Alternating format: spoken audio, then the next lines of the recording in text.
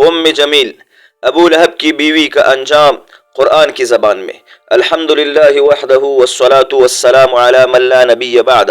میرے عزیز بھائیوں اور بہنوں، آج ہم ایک ایسی عورت کے بارے میں بات کر رہے ہیں جن کا ذکر براہ راست قرآن پاک میں آیا ہے۔ یہ ہے ام جمیل ابو لہب کی بیوی، جس نے نبی کریم صلی اللہ علیہ وسلم کو ایذا دینے میں کوئی کسر نہ چھوڑی۔ نمبر 1، ام جمیل کون تھی؟ ام جمیل کا اصل نام عروہ بنت حرب تھا۔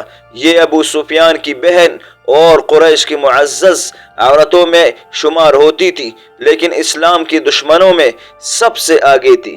یہ رسول اللہ صلی اللہ علیہ وسلم کی سب سے بڑی مخالف اور دشمن تھی۔ ام جمیل کا کردار۔ ام جمیل نبی کریم صلی اللہ علیہ وسلم کو ایذا دیتی اور راستے میں کانٹے بچھاتی۔ قرآن کی سورۃ اللہب میں اس کے بارے میں فرمایا وَامْرَأَتُهُ حَمَّالَةَ الْحَطَبِ، اور اس کی بیوی جو ایندھن لکڑیاں ڈھونے والی ہے۔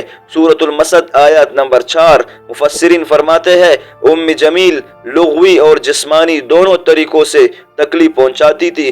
نمبر 1، راستوں میں جھاڑیاں اور کانٹے بچھاتی تھی۔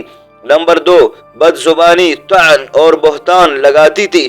نمبر 3، لوگوں کو اسلام سے روکنے کے لیے جھوٹ پھیلاتی تھی۔ نمبر 3، اللہ کا فیصلہ اور ام جمیل کا انجام۔ اللہ تعالیٰ نے سورۃ المسد میں اس کا انجام بیان کر دیا ہے۔ فی جیدہا حبل من مسد، اس کی گلے میں کھجور کے ریشے کی رسی ہوگی۔ مفسرین کے مطابق اللہ تعالیٰ اسے قیامت کے دن جہنم میں گھسیٹے گا، اسی رسی کے ذریعے جو دنیا میں ایندھن لانے کے لیے گلے میں ڈالتی تھی۔ دوستو، جب سورۃ المسد نازل ہوئی تو ابو لہب اور ام جمیل دونوں کو پتہ چلا کہ اللہ نے ان کے لیے ہلاکت نازل کر دی ہے۔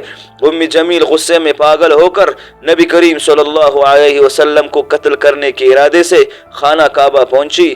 اس نے ہاتھ میں پتھر اٹھا رکھے تھے، لیکن اللہ تعالیٰ نے نبی کو چھپا دیا اور وہ نہ دیکھ سکی کہ نبی صلی اللہ علیہ وسلم سامنے ہی تشریف فرما ہے۔ یہ بھی اللہ کا معجزہ ہے۔ نمبر 5، سبق اور پیغام۔ ام جمیل عورت ہو کر بھی بدترین کردار کی حامل تھی۔ عزت، حسب، نسب سب بیکار نکلی، کیونکہ اس نے اللہ اور اس کے رسول کی مخالفت کی۔ آج اس کا نام ذلت کے ساتھ قرآن میں محفوظ ہے، جو قیامت تک پڑھا جائے گا۔